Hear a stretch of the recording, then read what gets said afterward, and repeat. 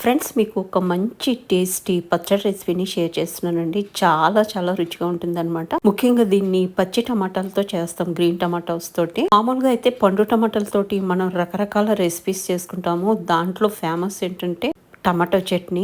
అందరికీ ఎంతో ఇష్టము. పప్పు టమాటా గానీ, టమాటా పచ్చడి గానీ. కానీ ఈ పచ్చి టమాటాలతో చేసేటువంటి పచ్చడి మాత్రం అద్భుతం అండి. అది కాకుండా చాలా డిఫరెంట్ గా చేస్తాం అనమాట. చాలా చాలా రుచిగా ఉంటుంది. దానికి గాని నేను కావలసినన్ని పచ్చి టమాటాలని కోసుకున్నాను. ఆ టమాటాలు కోసేటప్పుడే కొన్ని పండు టమాటాలు కూడా ఉంటాయి. ఇంకా అవి కూడా కోసాను అనమాట. ఇంకా మనము ఈ రోజు రెసిపీలో యూజ్ చేసుకునేది మాత్రం పచ్చి టమాటాలు అండి. ఈ పచ్చి టమాటాలతోటి పచ్చడి చేసుకోవచ్చు, ఇగురు చేసుకోవచ్చు, చాలా బాగుంటుంది. ఇంకా పచ్చడి రెసిపీలోకి వెళ్ళిపోతే కనుక 2 టేబుల్ స్పూన్ నిండా పల్లీలు, 1 టేబుల్ స్పూన్ ధనియాలు, 1 టేబుల్ స్పూన్ ఆయిల్లో వేసుకుని దోరగా ఫ్రై చేసుకుంటున్నానండి. ఇది మంచిగా ఫ్రై అవ్వాలన్నమాట. లో ఫ్లేమ్ లో పెట్టుకుని ఫ్రై చేసుకుంటే చక్క లోపల వరకు వేగుతాయి. ఇంక ఈ లోపు నేను టమాటాలని విధంగా కట్ చేసి పెట్టుకున్నాను. అదే విధంగా పచ్చిమిర్చిని కూడా కొంచెం పండినవి తీసుకున్నానండి. 1 కప్పు కొత్తిమీర కూడా తరుక్కుని పెట్టుకున్నాను. కొంచెం చింతపండు నానబెట్టి పెట్టుకున్నాను. ఈ లోపు పల్లీలు, ధనియాలు చక్కగా వేగిపోయినాయండి. ఇంకా వీటిని మిక్సీ జార్ లోకి తీసుకున్న తర్వాత ఇదే బాణల్లో విధంగా కట్ చేసుకున్నటువంటి పచ్చిమిర్చిని యాడ్ చేసుకున్నాను. పచ్చిమిర్చి ఈ విధంగా పండిని తీసుకుంటే గనుక భలే ఉంటుంది. ఒకవేళ మీరు అచ్చంగా పచ్చిమిర్చి వాడితే గనుక దాంట్లో ఒక 3-4 ఎండుమిర్చి యాడ్ చేసుకోండి. అదే విధంగా మీకు ఒకవేళ పచ్చి టమాటాలు ఒకవేళ దొరకకపోతే గనుక మీరు మార్కెట్ నుంచి టమాటాలు తెచ్చుకున్నప్పుడు కొంచెం దూరగా ఉన్న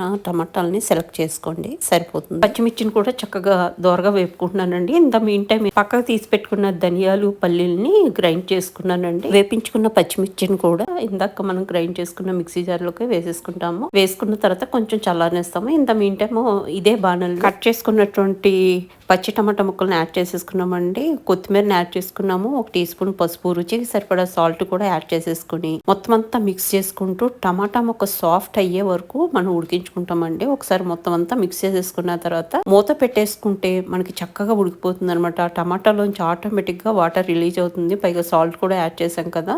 ఇంకా మూత పెట్టేస్తానండి. ఈ లోపు నేను మిక్సీ జార్ లో వేసుకున్నటువంటి ఇంగ్రీడియంట్స్ అన్నిటిని కూడా ఈ విధంగా గ్రైండ్ చేసుకుని పెట్టేసుకున్నానండి. చూసారా, ఆఫ్టర్ 5 మినిట్స్ ఆ టమాటాల్లోంచి వాటర్ రిలీజ్ అయ్యి టమాటా అంతా కూడా సాఫ్ట్ అయిపోతుందండి. ఇంకొక 2 నిమిషాల్లో పర్ఫెక్ట్ గా ఉడికిపోతుంది.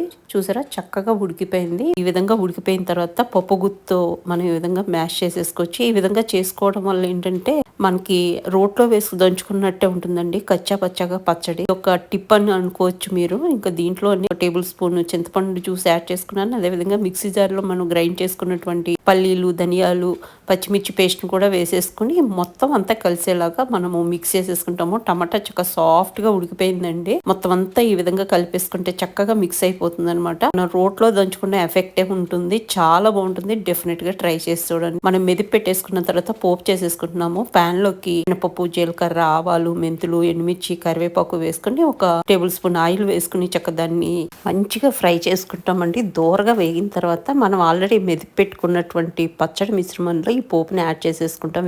ఇంకంతేనండి, గ్రీన్ టమాటో అంటే పచ్చి టమాటో పచ్చడి రెడీ అయిపోయింది. అసలు ఎంత బాగుంటుందో చెప్పలేను. మీరు వైట్ రైస్ లో ఈ పచ్చడి వేసుకుని కొంచెం నెయ్యి వేసుకుని అలా కలుపుకొని తింటూ ఉంటే అలా తింటూనే ఉంటారనమాట. అంత అద్భుతంగా, అంత అమోఘంగా ఉంటుంది. డెఫినెట్ గా ట్రై చేసి చూడండి ఫ్రెండ్స్. మీకు ఈ రెసిపీ నచ్చితే లైక్ చేయడం మాత్రం మర్చిపోకండి.